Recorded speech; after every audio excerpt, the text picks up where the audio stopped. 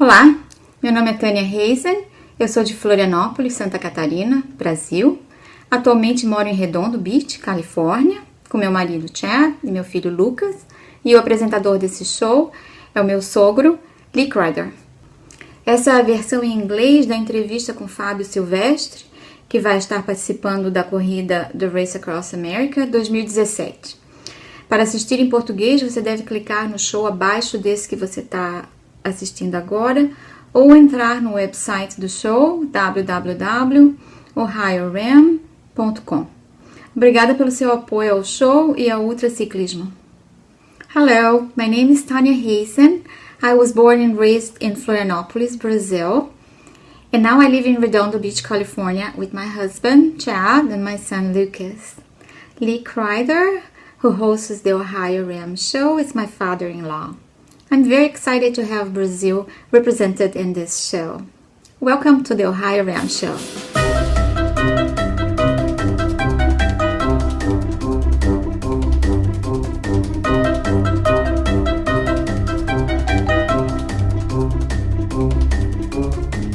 Well, thank you, Tania, for helping us with introduction to this show and helping us introduce it to our Portuguese-speaking viewers.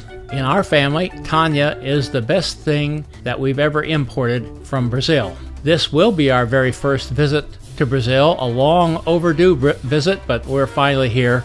The OhioRAAM show is a show about cycling, and ultracycling comes to you 3 times a month on the 7th, the 17th, and 27th of each month, and this is show number 150. We will remind you that the show is sponsored by the first 2 time stations in Ohio, time stations 41 in Oxford, Ohio, and time stations 42 in Blanchester, Ohio.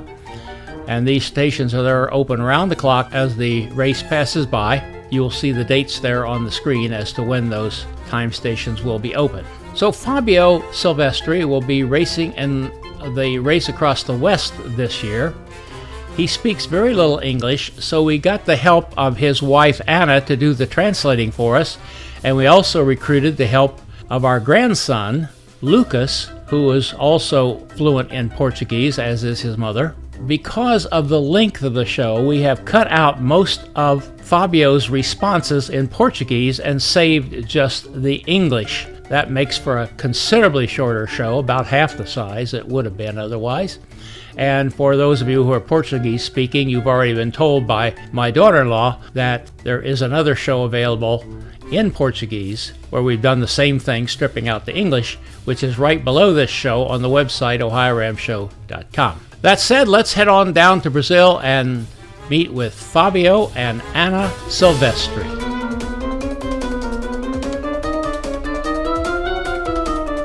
From Brazil, have Fabio and Ana Silvestri. How are you folks today? Good. How are you today, Lucas? I'm doing good. How are Good. you? Now, how old are you, Lucas? I'm 15. And you are in what grade? I'm in 9th grade. 9th grade. Okay. Fabio, tell me a little bit about how you got into cycling and then how you got into this madness we call ultracycling. O ciclismo entrou na minha vida há mais ou menos 20 anos. 20 years ago, he entered into cycling, but not the usual way that everybody does.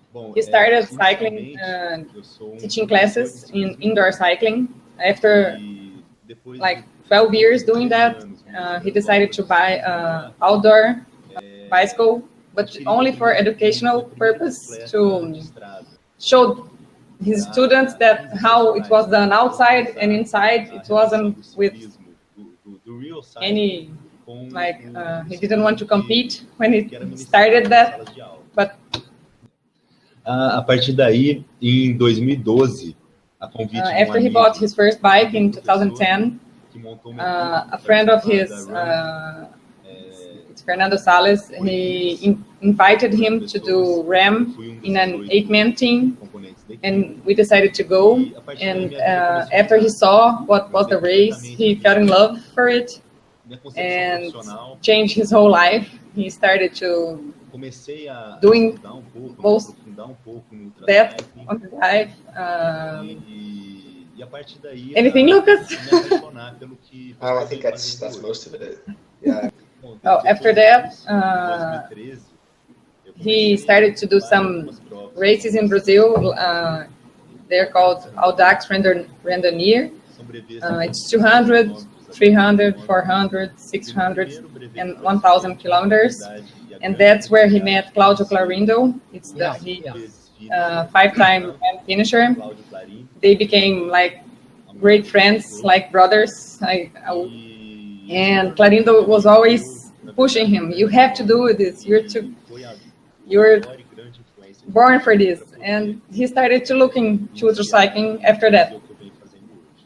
Depois disso, conversando muito com o Clarindo, com grande influência dele, eu resolvi... Well, after that, Clarindo was always pushing him to pursue that career in ultracycling, and he decided to do it. He used to be a bodybuilder. He lost more than 25 kilos. He's now to do this, and he started studying this on Google, on whatever he could find anything to study this, and he became a fan of almost every ultra cyclist, and now he's so pleased to be competing with them and being able to do these races with them. I was watching pretty closely Sebring and saw you going head-to-head with Sarah Cooper, who I think you went head-to-head with once before, didn't you? Well, first of all, he wants to say that he's a Sarah's fan. He met her in Sebring 2015. It was the first time he went to Sebring. With 6 hours of race, he injured his knee, and he couldn't do the race he was expecting because he was in a lot of pain. So we just watched her show. So after that, when they got into the racing track, as he was injured, she was always doing laps on him, and he look and say, how it's possible to a woman doing that with me, even that he's hurt, but she's amazing.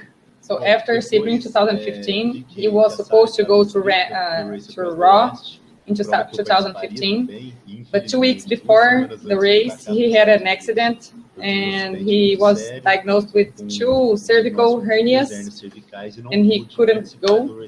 And that was a race that he would like to do with her again.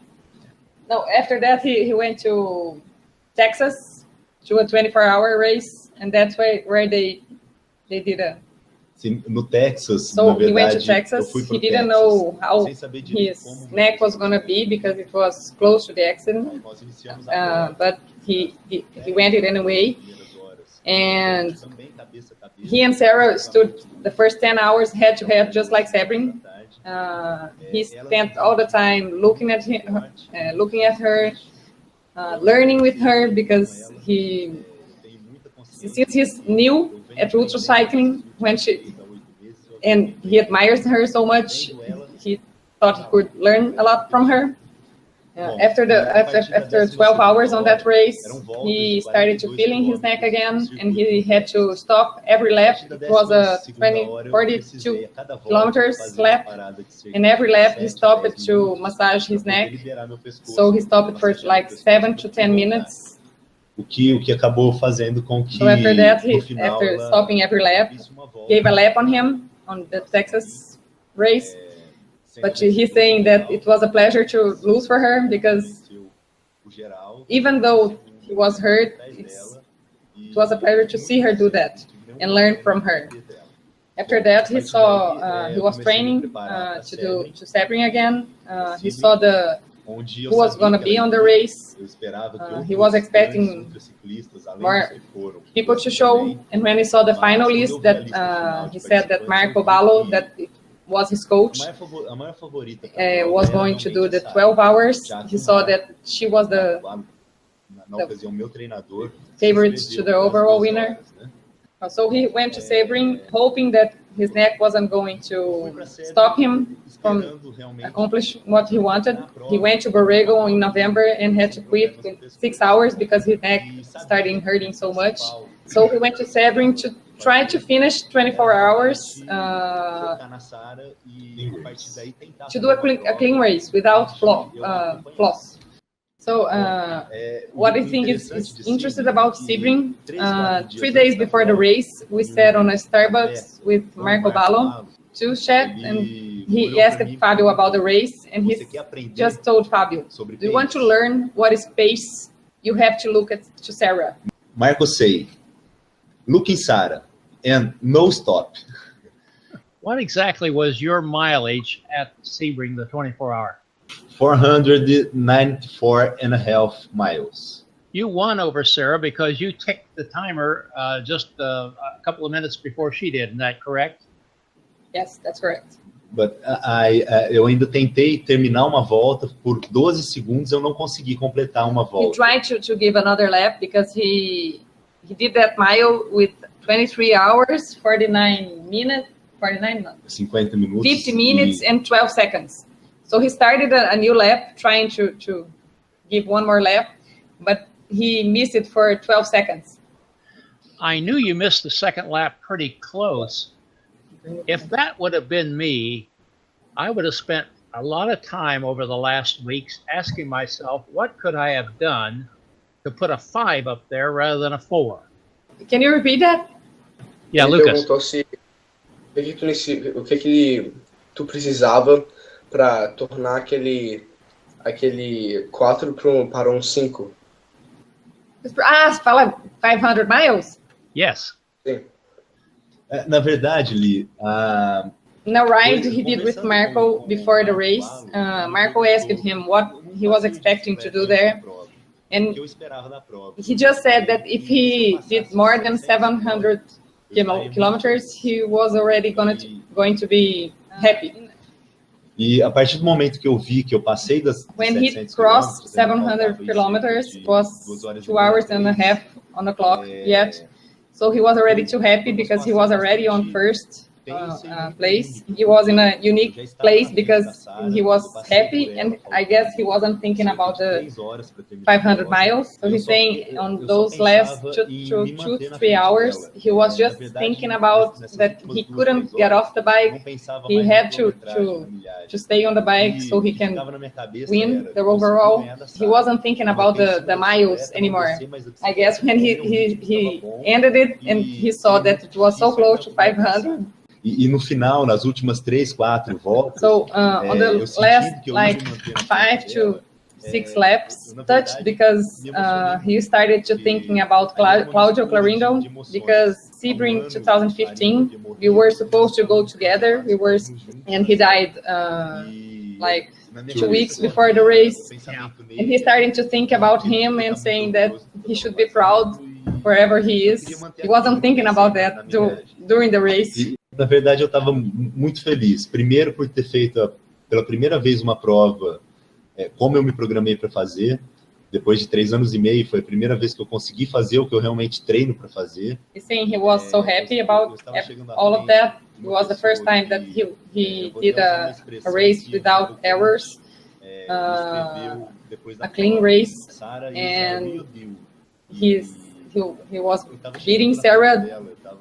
That no one had done that in the past races that she went. So he was so happy he didn't think about anything else. Well, let's talk about RAAM a little bit, the race across the West. Now, you've done 1,000 miles, so this isn't quite a 1,000-mile race. It's close to it. Now, Ana, are you going to be the crew chief for this? Yes. Fabio already did RAAM in 2015. What's your crew look like? How big a crew are you going to have? We're coming in 3. And also my son, I have a 3-year-old son. He goes on every race. So okay. Well, that's going to be something of a challenge, 3-year-old, and trying to be crew chief. The first time, last year, he didn't went. He always on the 24 hours. He's stay with me on the track, but for RAAM is the first time he's going. Fabio, What kind of sleep pattern do you think you might have for Race Across the West? A lot of people do it without any sleep at all. What do you anticipate? Bom, na verdade, eu estou indo novamente para Race Across the West. He decided to do RAW again because he wants to fix all the mistakes he did on the first time that he did RAW. Na minha primeira vez na Race Across the West, eu terminei em 68 horas. Não fiquei nem um pouco satisfeito com in 2015, he made a lot of mistakes. It was his first big race like this. He didn't like his race because his moving time on the bike was 52 hours, and he finished it with 68 hours because he had a stomach problem. Eu dormi, na verdade, apenas 2 horas e meia em quase 3 dias. So on 2015, he slept only 3 hours, but since he had that stomach problem, he stopped a lot to go to the bathroom. So he wants to fix that. Eu espero, na verdade, esse ano. So he wants to try to stop 3 hours again, but he wants to finish under 60 hours. Meu objetivo, na verdade, é fazer o tempo que a Sarah fez no ano passado. Não sei se estou sendo pretensioso, mas eu acredito que eu tenha... He went last year to RAW. He wanted to do 60 hours. It was his goal there. And that's the time that Sarah did. So that's what he wants to do again. Well, we wish you well on that, Fabio, and we wish you a safe ride as well. How do you deal with the heat in the desert? Do you handle that okay, or is that a problem for you? Bom, obrigado pela boa sorte. Na verdade, o deserto,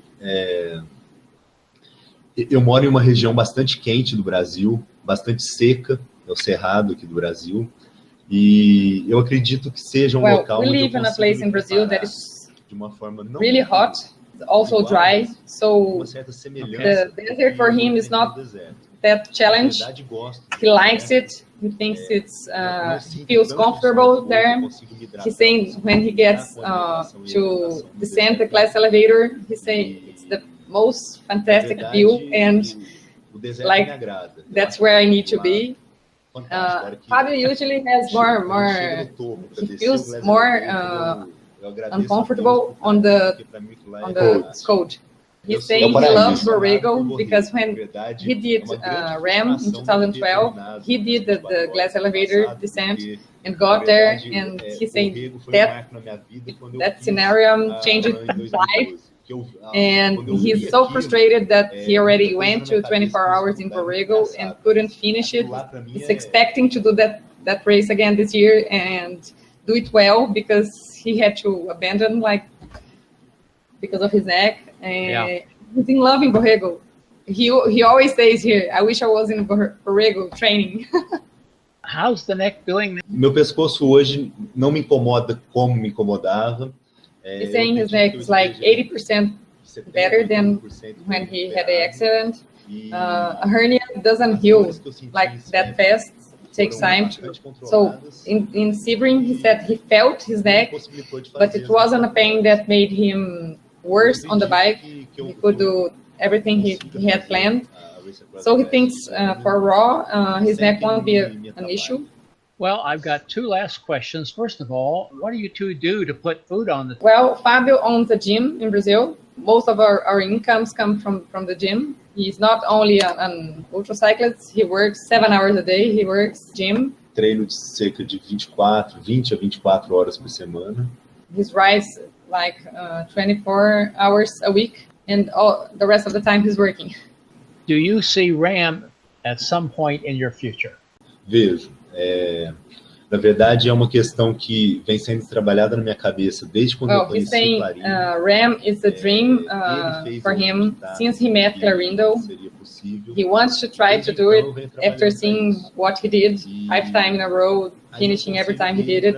Clarindo always told him when they talked about it that he was physically ready for it, but he had to improve like mentally. And he's saying that's what is the most thing that he misses Clarindo, because those talks always make him improve in that way. And he always thought that Clarindo was going to be the one that told him, you are now ready, you can go and do RAM. But since he's not here anymore, He's preparing himself, maybe 2018, but for sure 2019, we're at RAAM. Well, we're sure looking forward to that, and we ought to just pause a moment here and pay our tribute to Claudio Clarendovas, I believe a 5-time finisher of RAAM, yes. A man, we can say a blessed memory, can we not?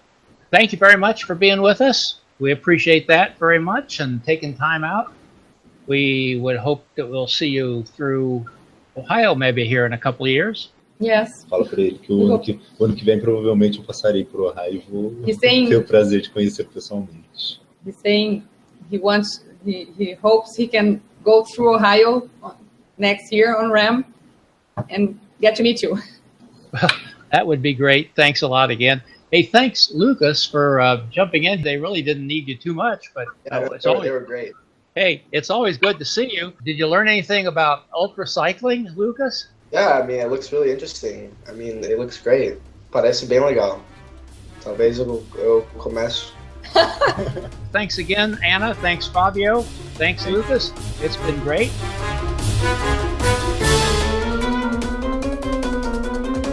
Well, thank you, Fabio. Thank you, Ana. And of course, thank you, Tania and Lucas, for your help as well. We're glad to have you with us. We want to invite all of you to visit the website, OhioRAAMshow.com, where you'll find in the show notes some places to find more information. And we want to thank all of you for watching the show. We particularly thank you for supporting the show on social media.